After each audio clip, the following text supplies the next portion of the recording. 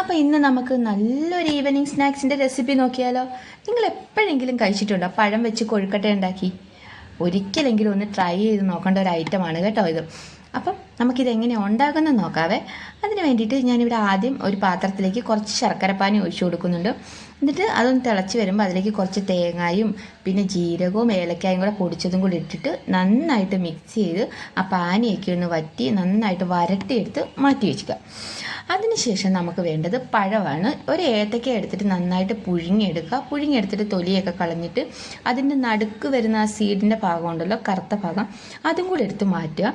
അപ്പം അതും കൂടെ നമ്മളെടുത്ത് മാറ്റിയതിന് ശേഷം നന്നായിട്ട് ഇതൊന്ന് മിക്സ് ചെയ്തെടുക്കുക. ഒന്നെങ്കിൽ നിങ്ങൾക്ക് മിക്സിയിലിട്ട് മിക്സ് ചെയ്യുക, അല്ലെങ്കിൽ കൈ കൊണ്ടായാലും നന്നായിട്ട് ഉടച്ചെടുക്കാം.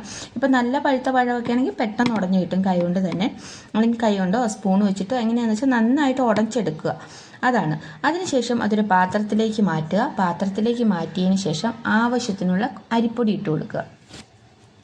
ഇപ്പം അരിപ്പൊടി എടുക്കുമ്പോഴത്തേക്ക് നമ്മളൊരു കാര്യം ശ്രദ്ധിക്കേണ്ടത്, എപ്പോഴും നമ്മൾ ഇടിയപ്പത്തിനൊക്കെ എടുക്കുന്ന ആ പൊടിയിലല്ലോ, ആ പൊടി മാക്സിമം എടുക്കാൻ നോക്കുക. അപ്പോൾ ഞാനും ഇവിടെ ഇടിയപ്പത്തിൻ്റെ പൊടിയാണ് ഇടുന്നത്.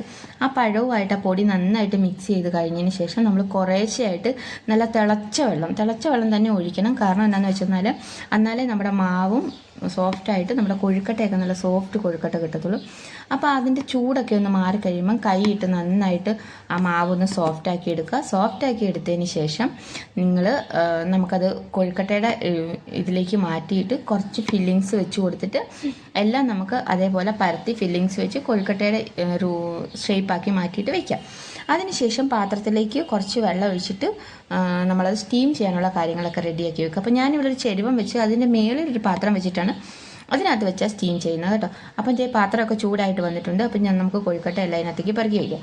അപ്പം ഏകദേശം ഈ കൊഴുക്കട്ട വെന്ത് കിട്ടാണ്ട് എനിക്കൊരു 20 മിനിറ്റ് എടുത്തു കേട്ടോ. ഒരു 15 മിനിറ്റ് കഴിഞ്ഞപ്പോൾ ഞാനൊന്ന് എടുത്ത് നോക്കിയായിരുന്നു. അപ്പോഴത്തേക്കും വെന്തിട്ടില്ലായിരുന്നു, കുറച്ചും കൂടി വേണം. അപ്പം ഞാൻ 5 മിനിറ്റ്സ് കൂടെ വെച്ചു. അപ്പം ടോട്ടൽ 20 മിനിറ്റ് കൊണ്ട് നല്ല അടിപൊളിയായിട്ട് വെന്ത് കിട്ടിയിട്ടുണ്ടായിരുന്നു കേട്ടോ. അപ്പം നോക്കി 20 മിനിറ്റ് കഴിഞ്ഞപ്പോഴത്തേക്ക് നോക്കിയാൽ നമ്മുടെ കൊഴുക്കട്ടയൊക്കെ നല്ല അടിപൊളിയായിട്ട് വെന്ത് വന്നിട്ടുണ്ട്. നല്ല കാണാൻ നല്ല സൂപ്പർ നല്ല ക്യൂട്ട് കൊഴുക്കട്ടയല്ലേ. ഈ കാണാൻ പോലത്തെ തന്നെ അല്ല കേട്ടോ, കാണുന്ന പോലെ തന്നെ ഭംഗി, കഴിക്കുമ്പോഴും ഉണ്ട് ആ ടേസ്റ്റ്.